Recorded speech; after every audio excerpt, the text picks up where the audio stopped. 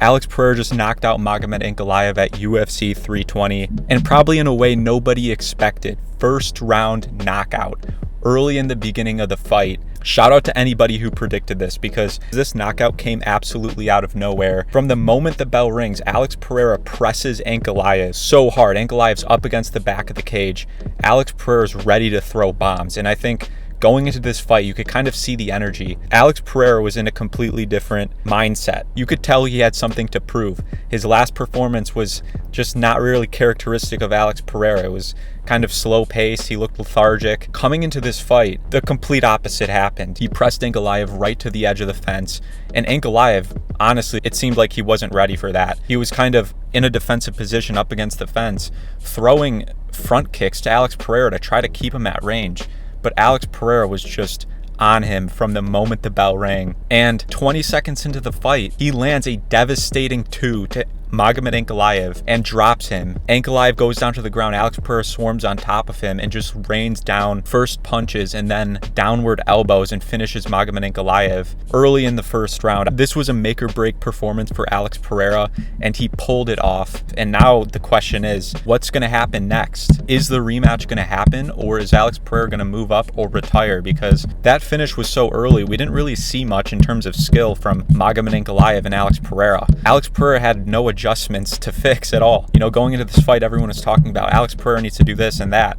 In my video, I was saying I predicted Magomed Ankalaev to win. I thought Alex Pereira, wasn't able to match Magomed Ankalaev in the tactical boxing and striking. Alex Pereira proved that in the striking, he's not worse than Magomed Ankalaev. And in fact, even if he was, Alex Pereira's power allows him to not need to be better technically, because as we saw, his power was so devastating. He dropped Magomed Ankalaev with the first real solid punch he threw. And I think the main reason he had so much success and he got a finish so quickly was the fact that he pressed Ankalaev the moment the bell rang. He gave Ankalaev no room to breathe at all, and it almost seemed like Ankalaev got more startled than he even did get just straight up outclassed. Ankalaev did not seem ready to exchange with Alex Pereira on the feet, and I think that was the main reason Alex Pereira was able to get such an early finish and have so much success, because it really seemed like Ankalaev just was not ready and not willing to exchange with Alex Pereira in the beginning of the fight, and that paid off greatly for Alex Pereira. And he proved once again that he's the best light heavyweight in the world. As for what Alex Pereira is going to do next,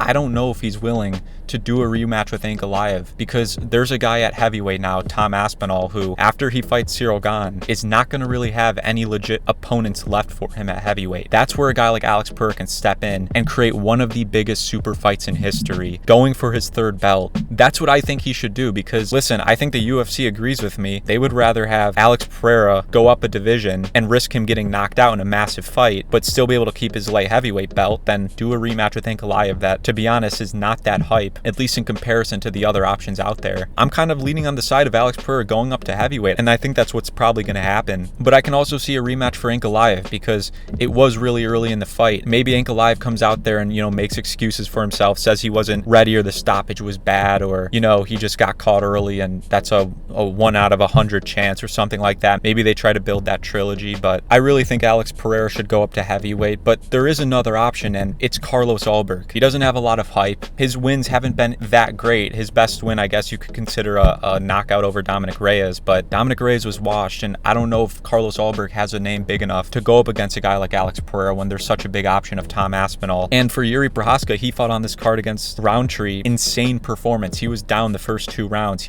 Seemed like he was getting outclassed by Roundtree. He was getting countered. He looked a little bit off in the first 2 rounds, but in that third round, he was able to pull off the knockout against Roundtree.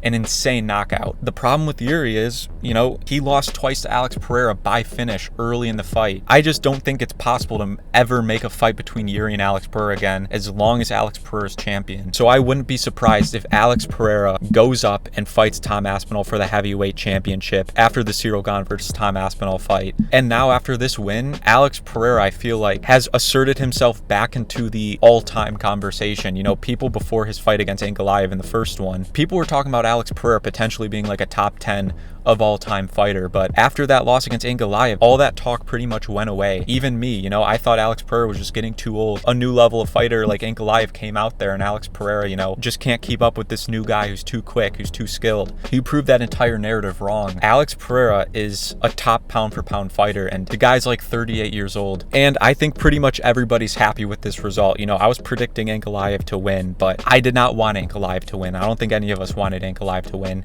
Now that we got Alex Pereira as champion, especially the way he won, it wasn't a boring decision. It was a insane Alex Pereira style knockout. We got another star back. Alex Pereira's not gone. He's the champion. And we're going to get some entertaining matchups. We're going to get some super great fights. This was probably the best result possible. A knockout in the very beginning of the first round. You couldn't dream of a better performance for Alex Pereira. And I think the fight against Tom Aspinall is next. And if we just take a little sneak peek into that fight, I can't pick Alex Pereira to win. I can't. Alex Pereira is so hittable. Tom Aspinall, he's just quick. I mean, he's even probably quicker than Ankalaev. And with the power of Tom Aspinall, Aspinall has the wrestling as well. He's bigger than Pereira. You know, Ankalaev is a little bit smaller than Pereira, has a lot less of a reach. Tom Aspinall is even taller and probably has even more of a reach, if not a similar reach. I think Ankalaev is just going to be too much for Alex. He has too many ways to win, and also on the feet where Alex is best. I could see, you know, Tom Aspinall beating Alex Pereira on the feet. Kind of hard not to give Alex Pereira a chance on the feet. You know, I was saying the same thing about Ankalaev and Alex Pereira just a day ago. So there is a chance Alex Pereira goes out there and finishes Tom Aspinall, gets a knockout, which would be absolutely insane. A 3-division champion. Then he's in talks for like actual GOAT status. Greatest fighter of all time, or most accomplished fighter of all time. Alex Pereira is back. But going on to the co-main event, Merab beats Corey Sandhagen by decision. And going into this fight, I think all of us predicted Merab to beat Corey Sandhagen. But I'm going to be honest, going into the first round, after that first round happened, Corey Sandhagen, I was like, damn, Corey Sandhagen might actually put up a Umar level fight against Merab. I think Corey Sandhagen won that first round. He was outstriking Merab. He got taken down a little bit of control, but that first round set a really good impression.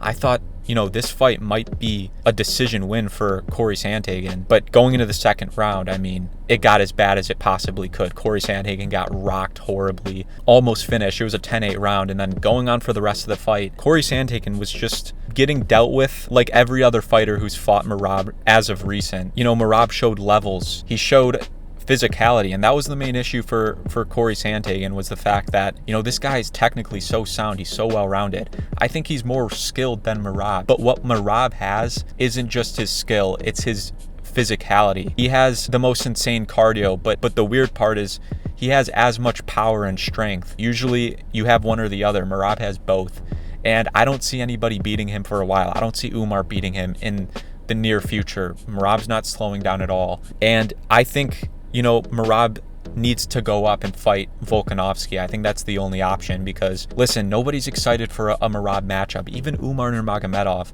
as close as that fight was, it's not that exciting of a fight. We want to see Merab go up to 145.